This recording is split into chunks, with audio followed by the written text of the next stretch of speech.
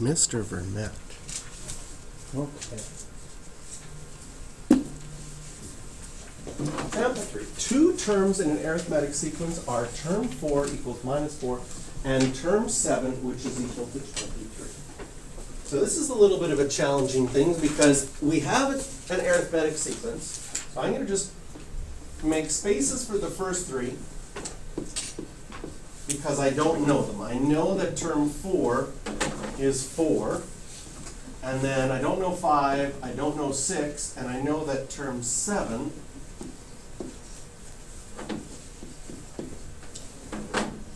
is 23.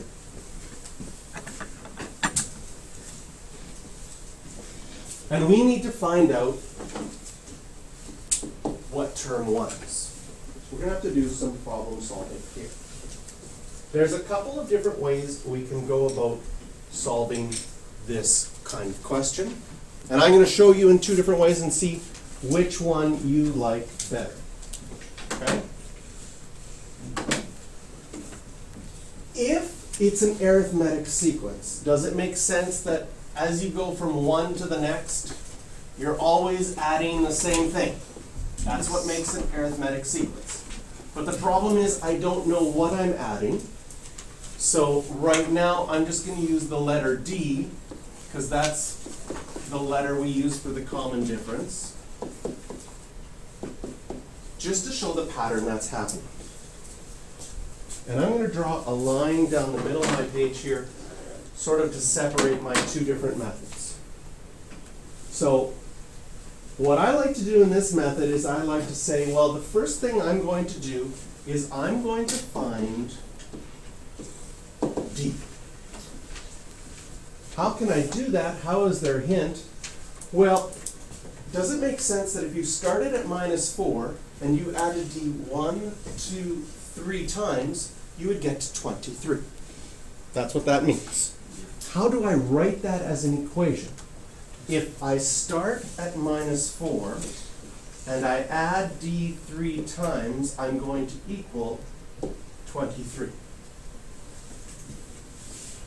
Does that make sense? Okay? I have an equation. Could you get D by itself? Yes. You have good equation skills. You could add 4 to both sides, divide by 3, and get 9. Okay, I'm just going to do a quick check. If I add 9, I would get 5. Add 9, I get 14. Yes, it works. It works out nicely.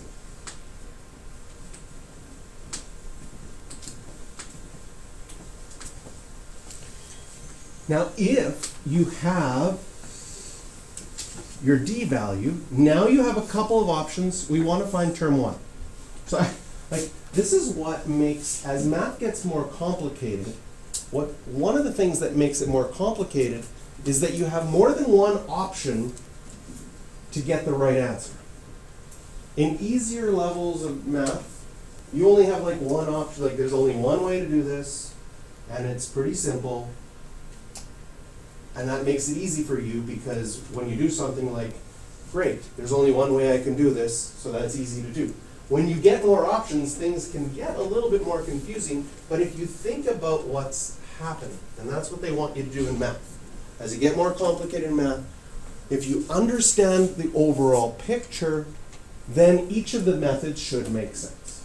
Okay? So if I've got my D value as 9, because I used the idea that I'd have to jump by 3 D's, and then I made an equation, I got D as 9.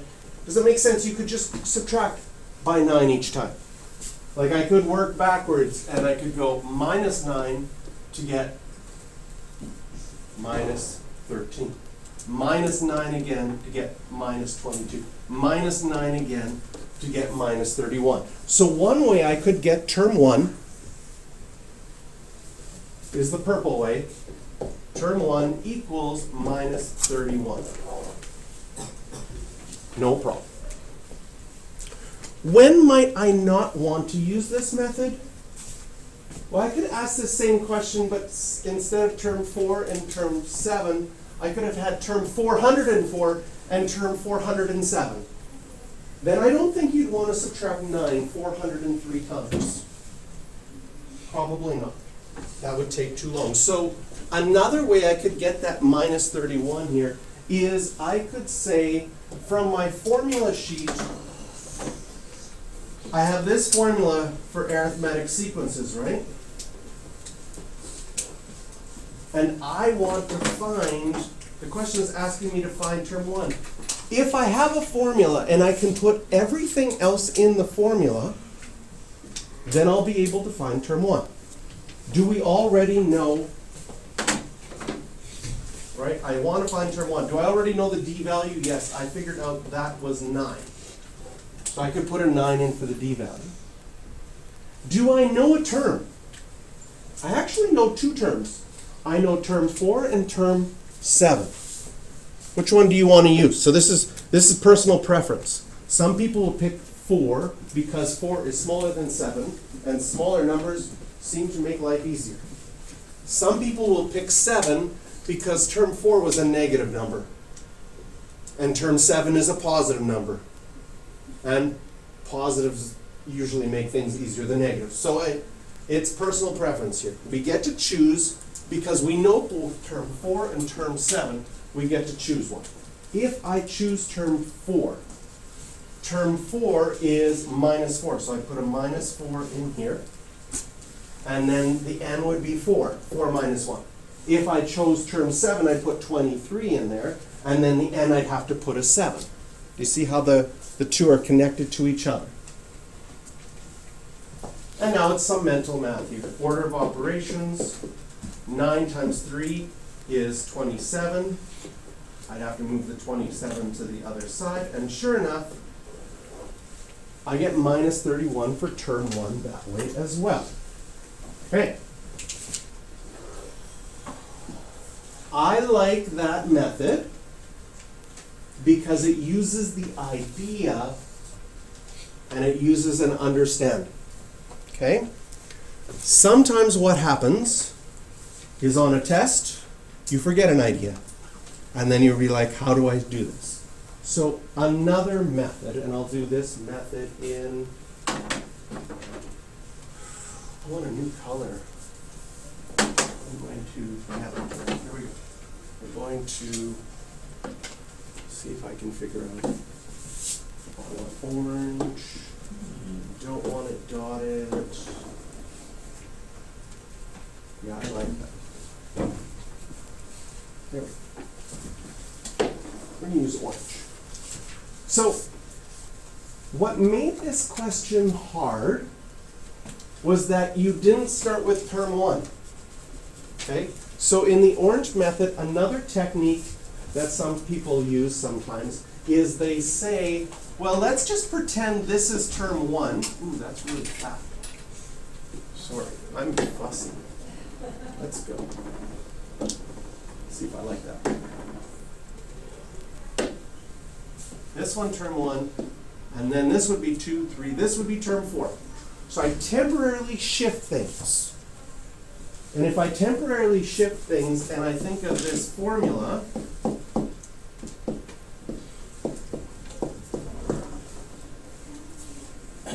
do I know a term? Yes, I know term 4 and I know term 4. Do I know term 1 in particular? Yes. So if I do this temporarily shift, the only thing I don't know is D.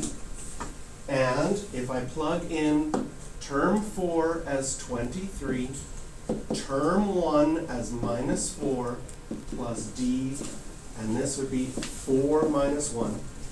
So I did a temporary shift. What you're going to find here is now when you solve this, I'm going to move the 4 over, make 27. This is going to be 3 times D. And sure enough, I get D is 9, just like I did before. But this time I used the formula. So that's a second method.